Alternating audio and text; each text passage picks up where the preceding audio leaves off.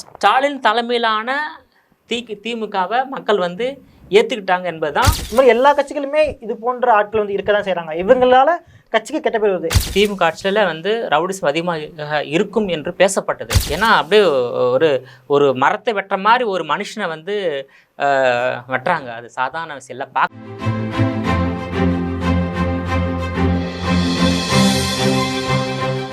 GeM TV நேயர்களுக்கு வணக்கம். அரசியல் ஆடுகளம் பகுதியில் இன்றைய தமிழ்நாடு அரசியல் நிலவரம் குறித்து நம்முடைய விவாதிக்க செய்தியாளர் விஜயபாலன் நம்முடைய இணைந்தார். வாங்க அவரோட பேசலாம். சார் வணக்கம். சார், கொலை கொள்ளை அப்படிங்கிற விஷயம் வந்து உலகம் முழுவதும் எல்லா நாடுகளுமே இருக்க தான் செய்யுது. மற்ற இந்தியாவுக்கும் மற்ற மாநிலம் இருக்குது. தமிழ்நாடு வந்து கடந்த காலங்களில் இப்போ வந்து ரொம்ப அதிகமாக திமுக ஆட்சியில் வந்து கொஞ்சம் அதிகமாக இருக்குன்ற மாதிரி மக்கள் பேசுகிறாங்க. ஆனால் இது திமுக தரப்புலேருந்து இல்லை, சட்ட ஒழுங்கு கட்டுப்பாட்டில் தான் இருக்குங்கிற மாதிரி சொல்கிறாங்க. ஆனால் மற்ற அரசியல் கட்சி தலைவர்கள் இல்லை, சரியில்லை, ஸ்டாலின் வந்து ரிசைன் பண்ணணும் அப்படிங்கிற மாதிரி ஒரு சில விஷயம்லாம் பேசிகிட்டு இருக்காங்க. அதை பற்றி நீங்கள் என்ன நினைக்கிறீங்க? காரணம் என்ன? அது குற்றம் செய்தவர் குற்றத்தை வந்து ஒருபோதும் வந்து ஏற்றுக்கொள்ள மாட்டார்கள். ஸோ அந்த வரிசையில் வந்து அரசாங்கம் எங்களுடைய ஆட்சியில் குற்றம் நடக்கவில்லை என்பதை வந்து அவங்க சொல்கிறாங்க. நடந்த குற்றத்தை நடக்கவில்லை என்று தான் சொல்கிறாங்க. அதானே உங்களுடைய கேள்வியாக இருக்குது, அதானே? ஆனால் குறிப்பாக வந்து இந்த திமுக ஆட்சியுடைய 3 ஆண்டுகளில் வந்து தமிழ்நாட்டில் கொலை, கொள்ளை, வழிபறி, கற்பழிப்பு, ஜாதி ரீதியான மோதல், மத ரீதியான மோதல், இதெல்லாம் வந்து அதிகரித்து வருகிறது. சமூகம்லாம் பதிவாயிருக்கு. ஸோ அது மாற்று கருத்து கிடையாது. திமுக ஆட்சினாவே வந்து ரவுடிசம் அதிகரித்துவிடும் என்ற ஒரு நிலை வந்து இருந்தது. திமுக ஆட்சியில் வந்து ரவுடிசம் அதிகமாக இருக்கும் என்று பேசப்பட்டது. அது தற்போது வந்து ஊர்ஜிதம் ஆகியுள்ளது. அதை யாரும் மறுப்பதற்கு இல்லை. குறிப்பாக பார்த்தீங்கன்னாக்கா இந்த புதுக்கோட்டை மாவட்டம் வேங்க வயலில் அந்த குடிநீர் தொட்டியில் மலம் கலந்தது. அதே போல் வந்து நாங்குநேரில் வந்து மாணவர்கள் மீது ஜாதிய மோதல், இதெல்லாம் வந்து உதாரணங்களாக இருக்கின்றது. அதே போல் வந்து சென்னை மாநகர் தலைநகரில் வந்து ஒரு தேசிய கட்சியின் மாநில தலைவர் ஆம்ஸ்டாங் வந்து கொடூரமாக படுகொலை செய்யப்பட்ட சம்பவம்.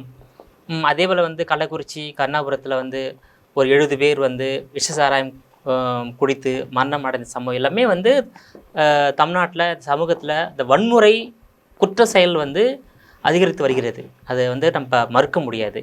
இதுக்கு என்ன காரணம் வந்து அரசினுடைய அலட்சிய போக்கு, நிர்வாகத்தின் வந்து அலட்சிய போக்கு. இதுதான் உண்மையான காரணம். அதிகரித்து வருகிறது. வந்து இது வந்து எடப்பாடி அவர் ஆட்சி காலத்தில் பொள்ளாச்சி கேஸாக இருக்கட்டும். ஆமாம். இப்போ ஆம்ஸ்டாங் இப்போ வந்து ஒரு சில கொலைகளை பழிக்கு பழி மாதிரி நடந்துகிட்டு இருக்கு. இது வந்து நம்ம வந்து அரசினுடைய குறை சொல்றதுனால பழிக்கு பழி தானே. ஒரு விவகாரத்தில் அவங்க தலையிடுறாங்க. அந்த தலையீடின் காரணமாக அவங்களுடைய பகை வந்து நீளுது. இது வந்து மற்ற இப்போ தூத்துக்குடி துப்பாக்கி சூடாக இருக்கட்டும். இப்போ எடப்பாடி என்ன சொன்னார்? நானே செய்தி பார்த்தா தெரிஞ்சுக்கிட்டேன் நடந்த சம்பவம். இதெல்லாம் அந்த தூத்துக்குடி துப்பாக்கி சூட்டில் 13 பேர் கொல்லப்பட்ட சம்பவத்தை வந்து உயர்நீதிமன்றமே வந்து கடுமையாக கண்டித்து உள்ளது. இது வந்து ஒரு பெரு நிறுவனத்தின் முதலாளிக்காக நடத்தப்பட்ட துப்பாக்கி சூடுன்னு நீதிமன்றம் சொல்லியிருக்காங்க. நீதிமன்றம் சொன்ன பிறகு நம்ம அதை மறுக்க முடியாது. அதுவும் வந்து அதான் அதிமுக ஆட்சியிலும் வந்து இந்த மாதிரி கற்பழிப்பு சம்பவம் அதிகமாக நடந்திருக்கு, கொலை சம்பவம் அதிகமாக நடந்திருக்கு, வழிபறி சம்பவம் அதிகமாக நடந்திருக்கு. இந்த மாதிரி வந்து ஜாதிய மோதலும் வந்து நடந்திருக்கு, இல்லை என்று சொல்லவில்லை. மக்களுடைய கருத்து, மாற்று கட்சியுடைய கருத்து என்னன்னாக்கா அதிமுகவை காட்டிலும் திமுக ஆட்சியில் இந்த மாதிரி சம்பவங்கள் வந்து அதிகமாக இருக்குதுன்னு சொல்கிறாங்க. அதுதான் உண்மை. ஏன் அதிமுக ஆட்சியில் தான் கொடநாடு கொள்ளை சம்பவம் வந்து நடந்தது.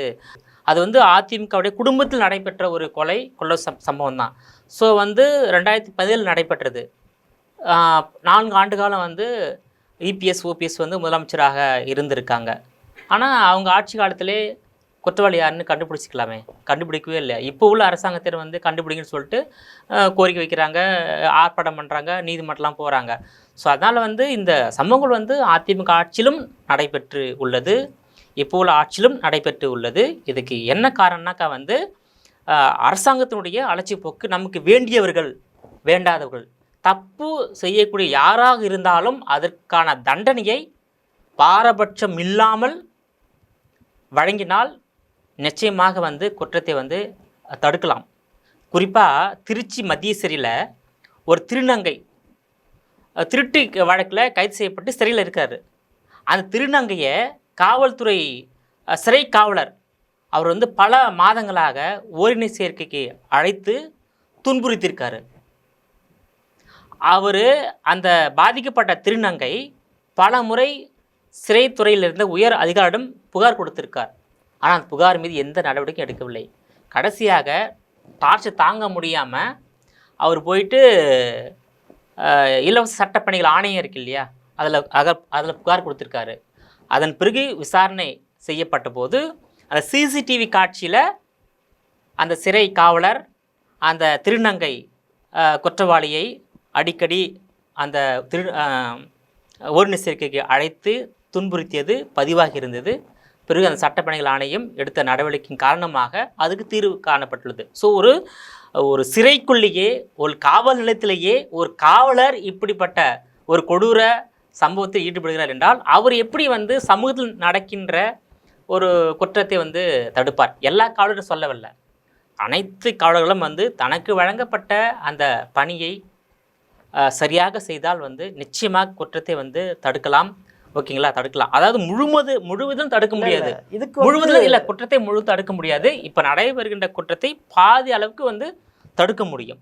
ஒரு குற்றவாளிக்கு ஒரு பயத்தை ஏற்படுத்த முடியும், அதுதான் செய்ய முடியும். ஸோ காவல்துறை அதிகாரிகளே இந்த மாதிரி இருக்கும்போது அப்போது இதெல்லாம் செய்தியாக மக்கள் பார்க்கும்போது சாதாரண குடிமகன் ஏன் தவறு செய்யக்கூடிய செயலில் ஈடுபட மாட்டான்? இதில் வந்து அரசு வந்து என்ன விதமான ஒரு முன்னெடுப்பு எடுக்கணும்னு நினைக்கிறீங்கன்னா, காவல்துறை நம்ம வந்து காவல்துறை ஆள் எடுக்கும்போது இப்படி பட்டவர் நம்ம எடுக்கிறதில்ல, எல்லாமே மனிதர்கள் தான். இப்போ காவலர் இருந்தாலே எல்லாமே மனிதர்கள் தான். ஸோ அது வந்து மனிதனுடைய தவறு தான். அது இன்னும் நம்ம அரசாங்கத்தை சொல்கிறோம், ஆனால் அரசாங்கம் கண்டிப்பாக அதை பார்த்துக்கணும். இதுக்கு வந்து அரசாங்கம் தடுக்கிறதுக்கு என்ன மாதிரியான நடவடிக்கை எடுக்கலாம்? இல்லை இதே போக்கு நீடிச்சா திமுகவுக்கான ஆட்சேபிக்கக்கூடிய திமுகவுடைய பலம் இது மூலமா இதுவாக வாய்ப்பு? அதாவது குற்றவாளிகள் மீது பாரபட்சம் இல்லாமல் நடவடிக்கை எடுக்க வேண்டும். அதுதான் நிர்வாகத்தை வந்து 100% வந்து லஞ்சம் லாவண்யம் இல்லாத நிர்வாகமாக மாற்ற வேண்டும். அதிகாரிகள் அனைவரும் வந்து நேர்மையாக இருக்க வேண்டும். அரசாங்கம் வந்து இந்த அடிக்கடி பார்த்திங்கனாக்கா ஐஏஎஸ் ஆஃபீஸர், ஐபிஎஸ் ஆஃபீஸர், துறையில் உள்ள இயக்குநர்கள், செயலாளர்கள் இவங்கெல்லாம் வந்து அடிக்கடி வந்து பணியிட மாற்றம் செய்கிறாங்க. அதுலேயும் பார்த்தீங்கன்னா தமக்கு வேண்டியவர்கள் தமக்கு வேண்டாதவர்கள் அவர்கள்லாம் வந்து அந்த பணியிட மாற்றம் செய்கிறாங்க. அதுவே வந்து இந்த குற்றத்துக்கு தீர்வுனா அப்படிலாம் கிடையாது. நிச்சயமாக அரசாங்க அதிகாரிகள், காவல்துறை அதிகாரிகள் வந்து நேர்மையான முறையில் செயல்பட வேண்டும். நேர்மையான முறையில் செயல்பட்டால் ஒரு நல்ல சமூகத்தை நம்மளால் வந்து உருவாக்க முடியும். அதற்கு வந்து அரசாங்கம் வந்து பாரபட்சம் இல்லாத ஒரு நடவடிக்கை வந்து மேற்கொள்ள வேண்டும். எல்லா கட்சியிலுமே குற்றவாளிகள் இருக்கு. குற்றம் என்பது எல்லா குடும்பத்திலே குற்றம் நடக்கின்றது. கட்சிகள் ரீதியாக அதாங்க, குற்றம் என்பது ஒரு குடும்பத்தில் நடக்கின்றது, ஒரு நாட்டில் நடப்பது என்பது இல்லை. இப்போ சமீபத்தில் வந்து காங்கிரஸ் செல்வப்பிறந்தக்கு வந்து ஒரு பேட்டி கொடுக்கும்போது பாஜக இவ்வளவு குற்றவாளிகள் இருக்காங்க, இவ்வளவு வழக்கு இருக்குன்னு சொல்லிட்டு அவரே சொன்னார். அதே மாதிரி நாம் தமிழர் ஒரு இப்போ நேற்று ஒரு கொலை நடந்தது. ஒரு சமயம் அவர் மீது ஒரு 3 கொலை வழக்கு இருக்குன்ற மாதிரி ஒரு தகவல்கள் வந்து வெளியாச்சு. இது மாதிரி எல்லா கட்சிகளுமே இது போன்ற ஆட்கள் வந்து இருக்க தான் செய்கிறாங்க. இவங்களால கட்சிக்கு கெட்ட பேர் வருது. கட்சி வந்து இதை நினச்சி அவங்க செல்வாக்கை வந்து இவர்களால் செல்வாக்கை இறக்குது. அவங்க கட்சி வந்து புரிஞ்சு செயல்படணும் இந்த மாதிரி ஒரு விஷயத்துலன்னு சொல்கிறீங்க. அது எல்லா அரசு கட்சி தலைவரின் மீதும் ஒரு அதிருப்தி, ஒரு வழக்கு இருக்க தான் செய்கிறது. அந்த வருஷம் செல்வப்பிறந்தகை மீதும் பல வழக்கில் இருக்கின்றது. அதையும் கடந்த தலைவராக வந்துள்ளார். நான் வந்து செல்வப்பிறந்தகைன்னு சொல்லல, நான் வந்து எல்லா கட்சி மீதும் எல்லா கட்சியிலும் அப்புறம் ஆட்கள் இருக்காங்க, அவர்களால கட்சிக்கு வந்து கெட்ட பேர் வருதுங்கிற இன்னொரு விஷயம் சொல்கிறேன். இப்போது திமுக ஆட்சியில் தான் வந்து போதைப்பொருள் கலாச்சாரம், இந்த மது கலாச்சாரம், இந்த விஷசார கலாச்சாரம் அதிகரித்து விட்டதுன்னு சொல்ல முடியாது. அதிமுக ஆட்சியிலும் வந்து அந்த குட்கா ஊழல் இருந்தது தெரியுமா? அந்த அமைச்சரும் தலையிட்டிருக்காரு, டிஜிபியும் தலையிட்டிருக்காரு. அந்த புகையிலை குட்கா விற்பனை செய்வதற்கு மாமூல் வாங்கியது வழக்கும் போயிட்டு இருக்கு. ஸோ அவங்க ஆட்சியிலும் இந்த சம்பவம் வந்து நடந்திருக்கு. அப்புறம் பொள்ளாச்சி பாலியல் வழக்கு தெரியும், தூத்துக்குடி துப்பாக்கி சூடு உங்களுக்கு தெரியும். அந்த மாதிரி நிறைய வழக்குகள் வந்து அதிமுக ஆட்சியிலும் வந்து ஒரு 7-8 வழக்குகள், முக்கியமான வழக்குகள் வந்து அதிமுக ஆட்சியில் வந்து மிகப்பெரிய ஒரு சமூக சீர்கேடு வழக்கு வந்து பதிவாக இருக்கின்றது. அதனால் வந்து இரு திராவிட கட்சிகளுடைய ஆட்சியிலும் இது போன்ற சமூகங்கள் வந்து நடப்பது ஒரு வாடிக்கையாக்கி விட்டது. அதனை தடுக்கின்ற பொறுப்பு வந்து அரசாங்கத்திடம் உள்ளது. இப்போ உள்ள அரசாங்கம் அதுக்கான வாய்ப்பை பெற்றுள்ளது. ஓகேங்களா? இப்போ உள்ள வாய்ப்பு இருக்குது. முதலமைச்சர், அதன் கீழ் இயங்கக்கூடிய அமைச்சர்கள், அவங்களோட சட்டமன்ற உறுப்பினர்கள் இவங்கெல்லாம் வந்து மனசு வச்சா தமிழ்நாட்டில் குற்றங்கள் நடப்பதை வந்து முற்றிலுமாக வந்து தடுக்க முடியும். அதுக்கான அதிகாரம் இருக்கின்றது. ஏன்னா அந்த வேங்க வயலில் அந்த சம்பவம் வந்து ஏற்றுக்கொள்ள முடியாது. அந்த புதுக்கோட்டை மாவட்டம் வேங்க வயலில் குடிநீரில் மடத்தை கலந்தது எவ்வளோ பெரிய குற்றம். குடிக்கிற தண்ணியில் அதெல்லாம் அந்த குற்றவாளி நிச்சயமாக கண்டுபிடித்து தண்டனை வழங்கினால் இனிவரும் காலங்களில் தமிழ்நாட்டில் அப்படி ஒரு குடிநீரில் வந்து அந்த மலத்தை கலக்கின்ற நிலை ஒரு முற்றுப்புள்ளி வைக்கப்படும். அதுதான உண்மை. அது அதே போல் வந்து நாங்குநேரில் வந்து ஒரு மாணவன் மீது இன்னொரு மாணவன் வந்து தாக்குதல் சமூக பிரச்சனை அது நடத்தியது. அந்த மாணவன் நடவடிக்கை எடுக்கணும். அதே போல் வந்து இந்த கருணாபுரம் கள்ளச்சாராயம், விஷசாராயம் இனி வந்து தமிழ்நாட்டில் எந்த இடத்திலும் கள்ளச்சாராயம் காய்ச்சவே கூடாது. காய்ச்சினால் கடும் நடவடிக்கை என்ற ஒரு சட்டத்தை தமிழக அரசாங்கம் வந்து கொண்டு வந்திருக்காங்க. ஆனால் அதை வந்து முழுமையாக நடைமுறைப்படுத்தணும். இனி ஒருவர் வந்து கள்ள சாராயத்தை இறக்குமதி செய்தாலோ, இல்லை கையில் பதுக்கி வைத்திருந்தாலோ, இல்லை மறைமுக விற்பனை செய்தாலோ அவங்களுக்கான தண்டனை வந்து வரையறுக்கப்பட்டுள்ளது. அந்த வரையறுக்கப்பட்டுள்ள தண்டனையை முறையாக நடைமுறைப்படுத்தினால் தமிழ்நாட்டில் கள்ள சாராயம் முற்றிலுமாக ஒழிந்துவிடும். திமுக வந்து இந்த ஆட்சி காலத்தில் அவங்க மேலே இருந்த அவப்பேரெல்லாம் நீக்கி திமுக வந்து ஒரு நல்ல கட்சிங்கிற பேரை வந்து வாங்கியிருக்கணும். ஆனால் இந்த 3 ஆண்டுகளில் வந்து அவங்க அந்த பேரை நீடிச்சுக்கிட்டு இருக்கு. திமுக அதிகரித்து விட்டது. அதாவது முதலமைச்சர் மு க ஸ்டாலின் வந்து அவருடைய அணுகுமுறை வந்து நல்லா தான் இருக்கின்றது. ஏன்னா காலை உணவு திட்டம், அந்த காலை உணவு திட்டம்லாம் வந்து நிச்சயமே வந்து வரவேற்கக்கூடிய திட்டம் தான். மதிய உணவு திட்டம் இதெல்லாம் வந்து வரவேற்கக்கூடிய திட்டம் தான். ஆனால் அவருடைய செயல்பாடு நன்றாக இருந்தாலும் அவர் கீழே செயல்படக்கூடிய அமைச்சர்களோ, இல்லை திமுக சட்டமன்ற உறுப்பினர்களோ, இல்லை யாருன்னு தெரியல இந்த சமூக சீர்கேட்டு காரணமாக இருக்கின்றாரு. இல்லை அவருக்கு தெரிஞ்சு சமூகம் நடக்குதா, நம்ம தெரியாமல் எதுவும் சொல்ல முடியாது. அதால் முதலமைச்சருடைய மேற்பார்வையில் இது நடக்குதா, இல்லை முதலமைச்சர் தெரியாமல் நடக்குதா அப்படின்னு நமக்கு ஒரு சந்தேகம் இருக்கின்றது. ஸோ இதுவரை நடந்துள்ள சம்பவத்தை கருத்தில் கொண்டு இனி வரும் காலங்களில் இந்த மாதிரி சம்பவங்கள் ஜாதி ரீதியான மோதலுக்கு முற்றுப்புள்ளி வைக்க வேண்டும், மத ரீதியான மோதலுக்கு முற்றுப்புள்ளி வைக்க வேண்டும். குறிப்பாக பார்த்தா இந்த மாநகரில் ஒரு தேசிய தலைவரோட வந்து கொலை செய்யப்பட்ட சம்பவம் தான் திமுக மீது மிகப்பெரிய அதிருப்தி ஏற்படுத்தி உள்ளது. ஏன்னா அப்படியே ஒரு மரத்தை வெட்டுற மாதிரி ஒரு மனுஷனை வந்து வெட்டுறாங்க. அது சாதாரண விஷயம் இல்லை. பார்க்குறதுக்கு நம்ம வந்து அப்படியே ஒரு எப்படி நம்ம அதிர்ச்சி ஏற்படுகிறது. ஸோ அதெல்லாம் வந்து எப்படி நடக்கும்? ஒரு அரசாங்கம் இருக்கின்றது, காவல்துறை இருக்கின்றது என்ற அச்சம் அந்த ரவுடிக்கு இருந்திருந்தால் அவர் வந்து நடு ரோட்டில் வச்சு வெட்டுவாங்களா? எது நடந்தாலும் பார்த்துக்கலாம், நமக்கு என்ன ஆயுள் தண்டனை, இல்லை வந்து இடையில் வந்து ஜாமீனில் வெளியே வந்துடலாம் என்ற அந்த அலட்சிய போக்கள் தான் வந்து அந்த ஒரு மாநில தலைவரை வந்து வெட்டியிருக்காங்க.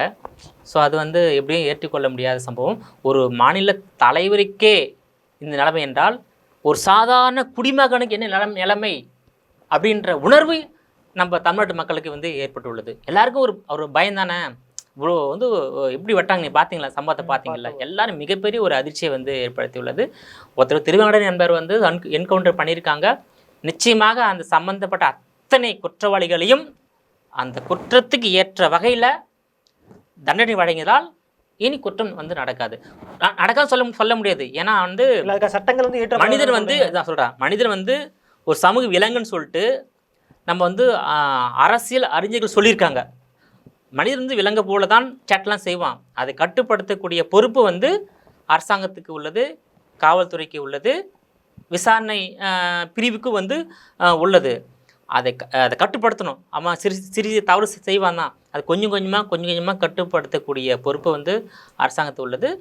சட்டத்தை வந்து கடுமையாக்க வேண்டும், தண்டனையை வந்து கடுமையாக்க வேண்டும். நிச்சயமாக காவல் நிலையங்களில் வந்து பார்த்தோன்னா 25 லாக்அப் டெத் நடந்திருக்கு, சிறை மரணங்கள் நடந்திருக்கு. குற்றவாளி காவல்துறைக்கு போகிறாங்க, அங்கே என்ன பண்ணாங்கள மிரட்டலாம், மிரட்டி விசாரணை செய்து உண்மையை வர வைக்கலாம். உண்மையை வர வைக்கக்கூடிய வழிகள் பல வழிகள் வந்து காவல்துறைக்கு தெரியும். அதனால் அவர் வந்து சித்திரவதை செய்து துன்புறுத்தி, அதாவது உள்நோக்கத்தின் காரணமாக ஒரு குற்றவாளி வந்து அடித்தே கொலை செய்வது என்பது மனித உரிமை மீறல். அந்த மனித உரிமை மீறலை தமிழ்நாடு காவல்துறை செய்து வருகிறது. இந்த திமுக ஆட்சி காலத்திலும் அதிமுக ஆட்சி காலத்திலும் சிறை மரணங்கள் இருந்தது. அந்த மரணங்களை வந்து தற்போது முதலமைச்சர் வந்து ஒவ்வொரு பத்திரிகை சந்திப்பிலும் சுட்டிக்காட்டி வந்தார். அடுத்து அவரே முதலமைச்சராக வந்துள்ளார். அவர் ஆட்சி காலத்திலும் வந்து சிறை மரணங்கள் நடப்பது என்றால் அப்போ என்ன? தண்டனைகள் கடுமையாக்கப்படுறதுக்கு என்ன பண்ண முடியும்? தண்டனை எல்லாமே இந்திய அரசியலமைப்பு சட்டத்தில் குறிப்பிட்டிருக்கு. இல்லை, தமிழ்நாடு அரசு மட்டும் தனியாக ஒரு முடிவு எடுத்து இதற்கு நான் இந்த தண்டனை கொடுக்குறேன், அது அரசியல் அமைப்புக்குள்ளே தான் இல்லை குறிப்பிட்டிருக்கு. எல்லா அதிகாரங்களும் வந்து அதை வந்து இவங்க பாரபட்சம் காமிக்கிறாங்க. குற்றவாளிகள் மீது பாரபட்சம் காமிக்கக்கூடாது. குற்றம் செய்தால் அந்த குற்றவாளிக்கு உரிய தண்டனையை வந்து எந்த துறையாக இருந்தாலும் வழங்க வேண்டும். அப்படி வழங்கினால் வீட்டுக்கும் நல்லது, நாட்டுக்கும் நல்லது, இந்த சமூகத்துக்கும் நல்லது. குற்றவாளிகளை தண்டிப்பதில் பாரபட்சம் காண்பிக்கும் போதுதான் குற்றங்கள் அதிகரிக்கின்றது. அந்த குற்றவாளியே மேலும் மேலும் பல குற்றங்களை செய்து தப்பித்து விடுகிறான். ஏன்னா ஒரு குற்றம் செய்யும் போது அவன் காவல் நிலையத்துக்கு செல்கிறான், சிறைக்கு செல்கிறான். அப்போ காவல் நிலையத்தில் உள்ள அங்கே உள்ள அந்த அலட்சிய போக்கி அவன் பார்க்குறான், அங்கே இன்ஃப்ளூயன்ஸை வளர்த்துக்கிறான். சிறைக்கு போகும்போதும் அங்கே உள்ள சிறையில் உள்ள அந்த பாரபட்சத்தையும் பார்க்குறான். பார்த்துட்டு ஓகே குற்றம் செய்தால் இந்த லூப் ஹோல் வச்சுலாம் நம்ம வெளியே வரலாம் அப்படின்னு பார்த்துட்டு அவன் இன்னொரு குற்றம் செய்கிறான். அப்போ அவனுக்கு குற்றம் செய்து காவல் நிலையத்துக்கு வரும்போதும் சிறை தண்டனைக்கு உள்ளாக்கப்படும் போதும் அந்த தண்டனை சரியாக இருந்தால் அவன் மீண்டும் குற்றம் செய்ய மாட்டான், அதோடு அவன் திருந்தி வாழ்வான். ஓகேவா? குற்றவாளிகளை வந்து மன்னிப்பது வந்து மிகப்பெரிய குற்றம். ஓகேவா? குற்றவாளி செய்த தவறை விட குற்றவாளியை மன்னிப்பது இல்லை குற்றவாளி கண்டுகொள்ளாமல் விடுவது என்பது குற்றவாளி செய்த குற்றத்தை விட மன்னிப்புன்றது மிகப்பெரிய குற்றம். ஓகேவா? இந்த முழு பொறுப்பு என்னன்னாக்கா ஆளுகின்ற அரசாங்கம், அதே போல் எக்ஸிக்யூட்டிவ் நிர்வாகம்னு சொல்லுவாங்க. அந்த நிர்வாகத்தில் ஐபிஎஸ் ஒரு பிரிவும் ஐஏஎஸ் ஒரு பிரிவும். ஓகேவா? ஐபிஎஸ்க்குள்ளே காவல்துறை வருகிறார்கள், ஐஏஎஸ்க்குள்ளே உயர் அதிகாரிகள் வருகிறார்கள். ஆட்சி அதிகாரிகள். இந்த ஆட்சி அதிகாரிகள் சரியாக செயல்பட்டால் நிச்சயமாக ஒரு ஆரோக்கியமான ஒரு தமிழ் சமூகத்தை வந்து உருவாக்கலாம். முழுக்க காரணம் வந்து இன்னொன்று பார்த்தோன்னா அரசாங்கம் வந்து சட்டத்தையும் திட்டத்தையும் நிறைவேற்றி தருவார்கள். அந்த சட்டத்தை நடைமுறைப்படுத்தக்கூடிய கடைசி யார் தெரியுமா? கான்ஸ்டபிள். ஒரு திட்டத்தை அரசாங்கம் நிறைவேற்றினாலும் அந்த திட்டத்தை கடைசியாக மக்களிடம் கொண்டு சேர்க்க வேண்டிய பொறுப்பு யாருக்கு தெரியுமா? விஏஓ. ஓகே, அவங்க சட்டமன்றத்தில் நாடாளுமன்றத்தில் சட்டத்தின் திட்டத்தை நிறைவேற்றிடுவாங்க. அதை மக்களுக்கு டெலிவரி செய்யக்கூடிய பொறுப்பு கடைசி பொறுப்பு யாருனாக்கா இந்த காவல்துறை, கடைசி நிலை காவல்துறை, கடைசி நிலை அரசு அதிகாரி. கட்சி சேர்ந்த விசாரணை செய்யாமல் அந்த குற்றவாளியை காப்பாற்றுவது ஒரு பக்கம், மறுபக்கம் தவறு செய்யாத குற்றவாளியை வேண்டுமென்றே தண்டிப்பது ஒரு பக்கம். காவல் நிலையத்தில் மிகப்பெரிய ஒரு குற்றம் நடைபெற்று வரும். சமூகத்தில் நடைபெறும் குற்றத்தை விட காவல் நிலையத்தில் குற்றம் அதிகமாக நடைபெற்று வருகிறது. ஒவ்வொரு காவல் ஆய்வாளரும் உயர் அதிகாரிகளும் இது போன்ற, ஏன்னா அவங்க வந்து ஒரு குடிமகனுக்கு ஒரு தவறு என்றால் உடனடியாக போய் அணுகுவது வந்து காவல் நிலையம். ஓகேவா? அதுக்கடுத்து நீதிமன்றத்தை பொறுத்தவரை நம்ம குறை சொல்ல முடியாது. நீதிமன்றம் என்பது நிச்சயமாக வந்து நீதிபதிகள் நியமனத்தில் ஒன்றா பாரபட்சம் இருக்கலாம். ஓகேவா? ஆனால் நீதிபதிகளுடைய அந்த விசாரணை எல்லாமே வந்து ஓரளவுக்கு 99% வந்து வெளிப்படையாகவே நேர்மையாக இருக்கின்றார்கள். நீதிபதி பற்றி நீதிமன்றத்தை பற்றி ஆனால் காவல் நிலையத்தில் விசாரணை என்பது 100% வந்து சரியாக இருந்தால் குற்றத்தை வந்து தடுக்கலாம், குற்றவாளியை வந்து உரிய தண்டனை வந்து வாங்கிக் கொள்ளலாம். திமுக நிலைப்பாடு இந்த மாதிரி இருக்கு, அவங்க பண்ணலாம் செயல்பாடு இந்த மாதிரி மக்களோட நினைப்பெனமா இருக்கும். 2026 மக்கள் வந்து இதுக்கான பாடத்தை வந்து திமுகவுக்கு கொடுப்பாங்களா? அதாவது இப்போ 3 ஆண்டு கால திமுக ஆட்சி மீது மக்கள் வந்து அதிருப்தியில் இருக்கிறாங்க. எப்பொழுதுமே ஆளுங்கட்சி மீது மக்கள் அதிருப்தி இருப்பது வழக்கமான ஒன்று தான். இப்போ பழமொழி சொல்லுவாங்க, காக்கின்ற மரம் தான் கல்லடிப்பட்டுன்னு சொல்லிட்டாங்க. ஓகேவா? சொல்லுவாங்க, அது பழமொழி கேள்விப்பட்டீங்களா? அந்த மாதிரி ஆளுங்கட்சி மீது அதிருப்தி இருப்பது வழக்கமான ஒன்று தான். ஆனால் திமுகவுக்கு மாற்றாக ஒரு கட்சி தமிழ்நாட்டில் வந்து இப்போ இல்லை. அதுதான் காரணம். திமுக மீது பல்வேறு குற்றச்சாட்டுகளை எதிர்கட்சிகள், பொதுமக்கள், மாற்றுக் கட்சிகள் முன்வைத்தாலும் சரி,